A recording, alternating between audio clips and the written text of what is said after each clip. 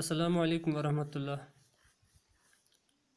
میرے پیارے 12ویں جماعت کے طلاب، اس لیکچر میں آپ کا ایک بار پھر خوش آمدید۔ تو آج ہم یونیسکو کی چھتری کا خلاصہ پڑھنے جا رہے ہیں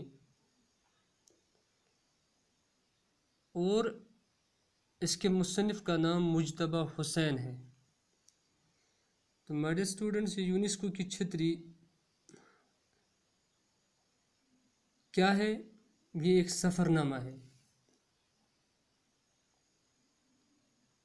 تو سفر نامہ کے متعلق، سفر نامہ کی تعریف، اس کے آغاز و ارتقاء کے متعلق ہم نے پہلے لیکچر میں پڑھا۔ تو آج ہم اس کا خلاصہ پڑھنے جا رہے ہیں اور مجتبیٰ حسین کی جو حالات زندگی اور ادبی خدمات ہیں ان سے آپ ہمارے اسٹوڈنٹس خود نصابی کتاب سے استفادہ کریں گے، لیکن میں صرف اتنا ہی کہہ دیتا ہوں کہ مجتبیٰ حسین کی شخصیت بڑی پہلودار تھی۔ وہ طنز و مزاح نگار، انشائیہ نگار، صحافی اور ایک بہترین انشا پرداز تھے۔ اس کے علاوہ وہ ایک معروف سفر نامہ نگار مانے جاتے ہیں۔ تو یہ جو یونیسکو کی چھتری ہے یہ ایک سفر نامہ ہے۔ جب وہ 1980 میں جاپان چلے جاتے ہیں اور وہاں انہوں نے کیا دیکھا، ان کے ساتھ کون کون سے معاملات پیش آئے، تو اس ساری صورتحال کو اس یونیسکو کی چھتری میں مصنف نے برتا ہے۔ اور اس سفر نامے کا نام انہوں نے یونیسکو کی چھتری کیوں رکھا؟ یہ اس لیے رکھا کیونکہ جاپان جاتے ہی انہیں ایک چھتری مل جاتی ہے اور انہیں یہ کہا جاتا ہے کہ جاپان کے موسم پر بھروسہ نہیں ہے، اس لیے آپ کو کسی بھی وقت اس چھتری کی ضرورت پڑے گی۔ اور جب وہ اپنی بیوی سے فون پر بات کرتا ہے اور اس سے کہتا ہے کہ وہ مجھے دوسرے ہی دن ملی، تو چھتری کی جگہ یہاں پر مصنف نے اسم ضمیر یعنی یا اسم اشارہ وہ کا استعمال کیا اور چھتری کا نام بتانا بھول گئے، اور ان کی بیوی کو یہ شک ہو جاتا ہے کہ یہ جو میرے خامد نے مجتبیٰ حسین نے وہ کا استعمال کیا ہے، تو انہوں نے وہ سے یہ مطلب لیا ہے کہ اسے شاید کوئی اور عورت ملی ہے۔ تو اس پر ان کے بیچ میں فون پر جھگڑا بھی ہوتا ہے۔ تو اس پہلو سے اس سفر نامے کا نام مجتبیٰ حسین نے یونیسکو کی چھتری رکھا۔ تو مائی ڈیئر اسٹوڈنٹس، ہم اس کا خلاصہ اس طرح پیش کریں گے تاکہ جو آخر پر سبق میں سوالات دیے گئے ہیں ان کے جوابات بھی آپ کو مل جائیں۔ تو مائی ڈیئر اسٹوڈنٹس، خلاصہ اس کا اس طرح ہے کہ مجتبیٰ حسین جب جاپان جاتے ہیں اور جو ہی وہ ٹوکیو پہنچ جاتے ہیں تو وہاں سے وہ اپنی بیوی کو خط لکھتے ہیں اور کیا لکھتے ہیں کہ वो लिखते हैं कि उसे दूसरे ही दिन वो मिल गई और अब वो उसी के साथ जापान में अपने दिन गुजारेंगी। चूँकि मुसन्निफ़ ख़त में छतरी लफ्ज़ लिखना भूल जाते हैं, तो जब उनकी बीवी के पास वो ख़त पहुंच जाता है तो वो ये समझते हैं कि उन्होंने किसी और औरत का ज़िक्र इस ख़त में किया है। तो हिंदुस्तान के वक्त के मुताबिक मुज्तबा हुसैन की जो बीवी होती है वो रात के तकरीबन 1:30 बजे उन्हें टेलीफोन करती है और किसी अजनबी औरत के साथ रहने पर उन्हें बुरा भला कहती है। मुसन्निफ़ उन्हें बार बार समझाते हैं कि उन्होंने तो वो यूनेस्को की छतरी का जिक्र किया था जो उन्हें टोक्यो पहुंच जाने के बाद दूसरे ही दिन मिल गई थी, लेकिन उनकी बीवी का शक दूर नहीं हो पाता है और वो गुस्से में आकर फ़ोन रख देती है। तो इस पर मुज्तबा हुसैन गमगीन हो जाते हैं, इसलिए कि वो बीवी से कुछ और अहम बातें करना चाहते थे, लेकिन फजूल में उनकी बीवी उनसे नाराज़ हो जाती है। मुसन्निफ़ को ये छतरी जो थी, ये सेमिनार के इब्तिदाई इजलास में यूनेस्को की ओहदेदार मिस जू ने दी थी और कहा था कि ये जो छतरी है ये यूनेस्को की मिल्कियत है, इसलिए जब आप जापान जैसे मुल्क को छोड़कर चले जाएंगे वापस अपने वतन, तो आपके लिए ज़रूरी है कि इस छतरी का लौटाना ज़रूरी है। मुसन्निफ़ चूँकि छतरी के इस्तेमाल के आदी नहीं थे और जापान में छतरी साथ लेकर एक जगह से दूसरी जगह चले जाना, घूमना फिरना उन्हें पसंद नहीं था छतरी को साथ लेकर, लेकिन उन्हें यह भी बताया गया कि जापान का जो मौसम है उस पर कोई एतबार नहीं, किसी भी वक्त बारिश हो सकती है, आपको इस छतरी की ज़रूरत कभी भी पड़ सकती है, इसलिए छतरी को हमेशा साथ रखना लाजमी है। मिस जू जो उन्हें ये छतरी देती है वो मुज्तबा हुसैन से कहती है कि उससे छतरी की आदत पड़ जाएगी और घर जाकर वो अपनी बीवी को छतरी के मुतबादिल के तौर पर इस्तेमाल करेगा। उसके बाद वहाँ पर एक कॉन्फ्रेंस होती है, उस कॉन्फ्रेंस का नाम कॉन्फ्रेंस रूम रखा गया था। तो उस कॉन्फ्रेंस के दौरान ज़लज़ले का एक झटका आया और मुसन्निफ़ डर के मारे छतरी छोड़कर भागने लगा, लेकिन एक जापानी उन्हें पुकार कर कहता है कि ज़लज़लों के वक्त यहाँ छतरी छोड़कर चले जाना मना है। ये जापान में आए दिन ऐसे ज़लज़ले होते रहते हैं। वहाँ पर एक श्रीलंका के एक मंदूब यानी एक नुमाइंदे भी उस वक़्त मौजूद थे। वो ज़लज़ले से इस कदर घबराए कि छतरी खोल कर खड़े हो गई।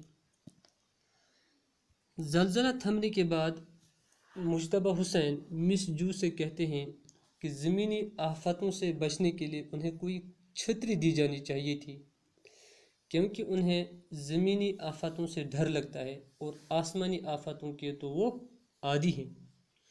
तो इस बात पर मिस जू मुस्कुराती है और चली जाती है।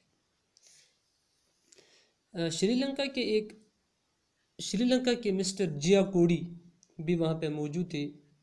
वो अपने बच्चों को याद करके कहते हैं कि वो रोज़ इन ज़लज़ले के झटकों का मुकाबला नहीं कर सकते, इसलिए वो कल ही घर चले जाएंगे। यूनेस्को की छतरी की वजह से مجتبی حسین کو جاپان میں کوئی جگہ سکون سے دیکھنے کا موقع نہ ملا، کیونکہ وہ جہاں جاتے چھتری وہیں بھول جاتے، پھر انہیں دوبارہ چھتری لانے کے لیے اس جگہ پر جانا پڑتا تھا۔ وہ جاپان ریڈیو اسٹیشن 2 بار چلے جاتے ہیں، اسی طرح زنانہ یونیورسٹی میں بھی وہ 2 بار چلے جاتے ہیں، اسی چھتری کے بھول جانے کی وجہ سے۔ ان کے بارے میں تھائی لینڈ کی ایک مندوب تھی جس کا نام تھا مس پرینیا۔ ان کا خیال تھا کہ انہوں نے جان بوجھ کر زنانہ یونیورسٹی میں اپنی چھتری کو یہیں رکھ دیا تاکہ انہیں وہاں دوبارہ جانے کا موقع مل سکے۔ مصنف جب وہاں دوسری مرتبہ چلے جاتے ہیں تو پھر دوسری مرتبہ وہ جان بوجھ کر اس چھتری کو بھولنا چاہتے تھے تاکہ انہیں تیسری مرتبہ زنانہ یونیورسٹی جانے کا موقع مل سکے، لیکن یونیورسٹی کے عہدیدار نے انہیں بلا کر چھتری لے جانے کے لیے کہا۔ مصنف چھتری ساتھ لے کر بے شمار جگہوں پر چلے جاتے ہیں۔